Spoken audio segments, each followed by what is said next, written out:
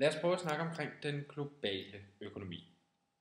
Finanskrisen raser og har gjort det siden 2008. Grækenland har været i store økonomiske problemer. Irland har været det samme. Island var tæt på statsbankerot. Og Portugal og Spanien og Storbritannien har også været ude i, hvad man kan kalde økonomisk uføre. Og hvordan hænger det egentlig sammen? Lad os prøve at se på den globale økonomi. Se, igennem mange år, så er specielt i-landene, altså de rige lande, deres produktion er i gennemsnitligt steget med mellem 2 til 2,5% i gennemsnit om året. Og måden man opgør et lands produktion, det er ved det, som man populært kan kalde bruttonationalproduktet, altså forkortelsen BNP. Se, et lands samlede produktion af varer og tjenesteydelser igennem et år er et lands bruttonationalprodukt. Altså groft sagt, alt det, der bliver produceret af varer og tjenesteydelser i et helt år, alle dem, der producerer noget, det er et lands samlede bruttonationalprodukt. Og grunden til, at de rige landes produktion er steget igennem årene, det er simpelthen af den simple årsag, at vi bliver bedre uddannet, vi får nogle flere kompetencer, og vi får en masse nye teknologiske maskiner, der kan være med til hele tiden at producere mere. Vores uddannelsesniveau, vores kompetencer og vores maskiner, vores teknologi gør, at de fleste lande producerer mere år efter år. Men BNP, altså landenes produktion, det svinger op og ned i forskellige perioder. Hvis man ser siden 65, som er vores indeksår lige med 100, så kan man se på for eksempel USA og Storbritannien, at deres produktion, altså landenes samlede produktion, godt nok er steget gevaldigt gennem de sidste 40 år, men det er gået op og ned i forskellige perioder. Vi har for eksempel haft en oliekrise i 70'erne, som betød, at produktionen faldt. Så har vi haft i 80'erne en lille krise der også, som også betød et fald, både for USA og for Storbritannien. Det sammenstemmende, man kan se siden 65 for de her to pågældende lande, det er, at deres produktion, deres samlede økonomiske vækst, er steget markant. Over 300% er den rent faktisk steget igennem de her 40 år. Men vi kan også se en anden tendens, at landenes produktion, de følges ad. Og her i år 2008 kan vi for eksempel se finanskrisens påvirkning på landenes, USA's og Storbritanniens økonomiske vækst gav et markant tilbagefald. Lad os komme tilbage til finanskrisen lidt senere. Men den globale økonomi, den går op og den går ned. Normalt, når vi snakker omkring økonomisk vækst og stigning i bruttonationalproduktet, så kan vi også snakke om de såkaldte konjunkturer. Der er mange, der snakker omkring højkonjunktur og lavkonjunktur. Hvis vi har et økonomisk vækst på over 2,5% om året, altså vi producerer over 2,5% mere i år, end hvad vi gjorde sidste år, så kan vi snakke omkring et økonomisk opsving. Og hvis det foregår flere år i træk, så er det det, som man populært kalder for højkonjunktur. Hvis vi derimod har under 1-2% stigning i vores samlede økonomiske vækst, altså vi producerer under 1-2% mere om året, så er det det, vi kalder for økonomisk krise. Hvis det foregår flere år i træk, så er det det, som vi kalder lavkonjunktur. Som vi så her før, så har der været et økonomisk fald. Der har altså været en nedgang i den samlede økonomiske produktion. Det er altså en lavkonjunktur. Og det er specielt, hvis det foregår flere år i træk. Hvis vi har en situation, hvor vi er inde i et økonomisk opsving, det vil altså sige, at vores bruttonationalprodukt stiger over 2,5% om året. Hvis vi er inde i sådan et økonomisk opsving, det vil sige, at BNP stiger kraftigt, så er det med til at få arbejdsløsheden til at falde. Der er en stigning i produktionen. Virksomhederne skal have flere ansatte af den simple årsag, at de producerer mere, de sælger mere, så skal de have flere ansatte. Arbejdsløsheden falder. Der er flere folk, der tjener penge, Og når der er flere folk, der tjener penge, så er der også flere folk, der bruger penge. Og når en hel del af vores forbrug det går til udenlandske varer, så betyder det også, at vi bliver nødt til at importere flere produkter. Vores import stiger.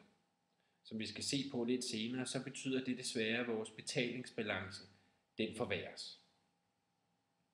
Det er stik modsatte, når vi har en økonomisk krise.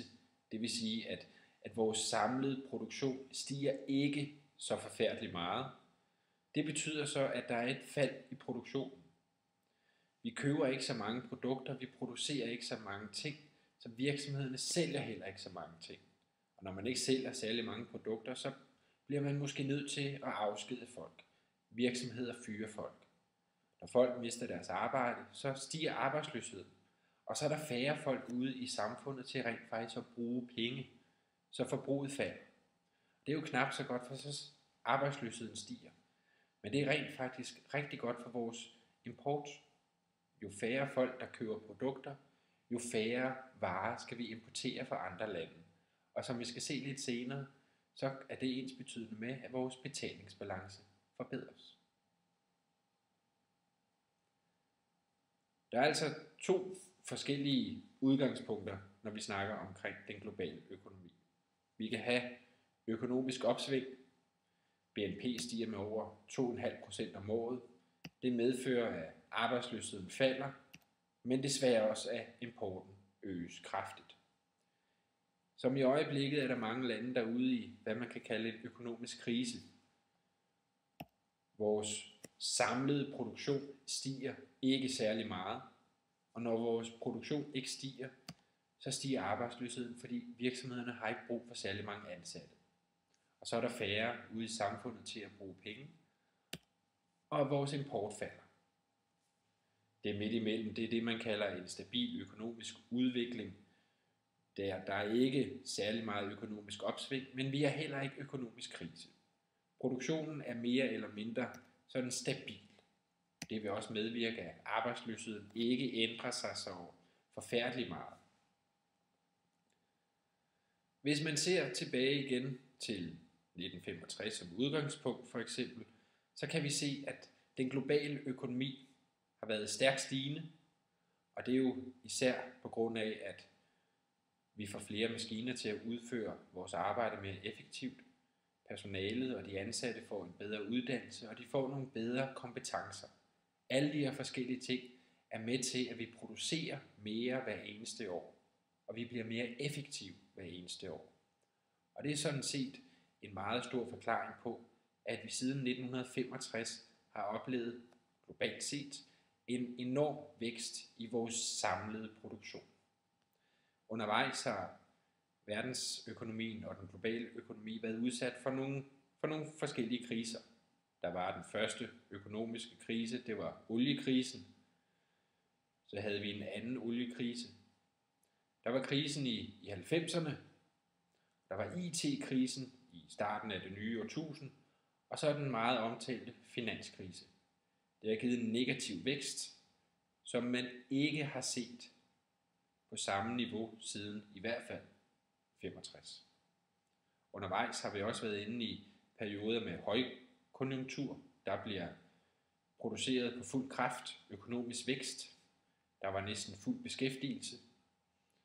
Oliekrisen gav udsigt til lavere økonomisk vækst. Folk mistede deres arbejde osv. Der hvor vi er i øjeblikket, det er forholdsvis negativ vækst og med en tendens til stigende arbejdsløshed. Sådan var det i hvert fald.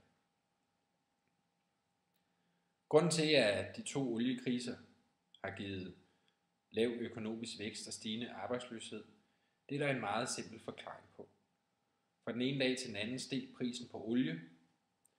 Virksomhederne skal bruge flere penge for at købe den her olie. Det vil sige, at de har nogle større udgifter, og de her udgifter skal de have finansieret på en eller anden måde. Deres priser stiger. Husholdningernes, det vil sige os som borgere, vores udgifter til varme osv. stiger også. Og når vores udgifter stiger, og når priserne stiger, så har vi ikke særlig mange penge til rent faktisk at købe produkter for. Så forbruget falder.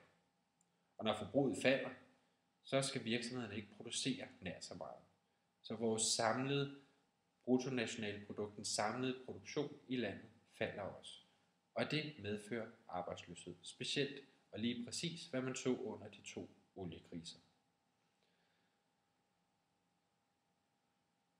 Den økonomiske vækst stiger og falder, den svinger i perioder, og det kan vi specielt se her, når vi sammenligner USA, Japan og Tyskland, og det følges også meget godt ad.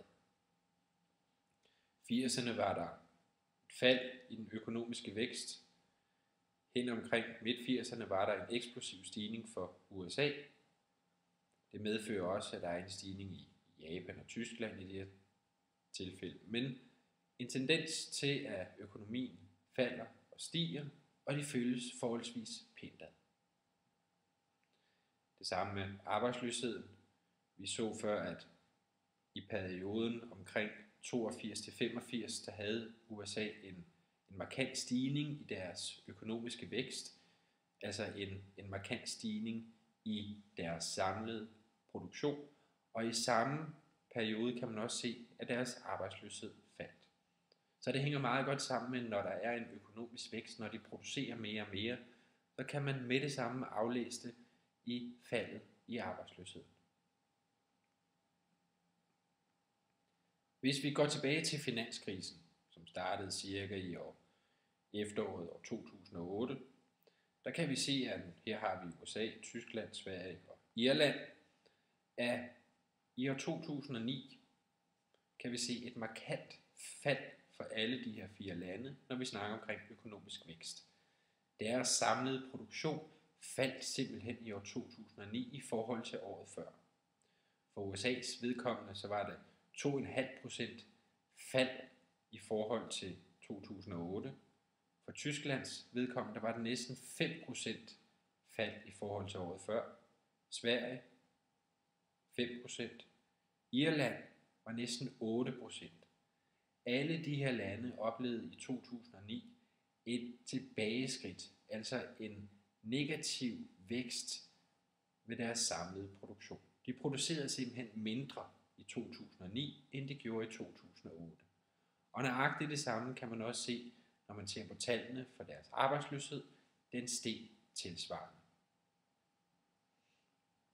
Irland, USA, Tyskland og Sverige.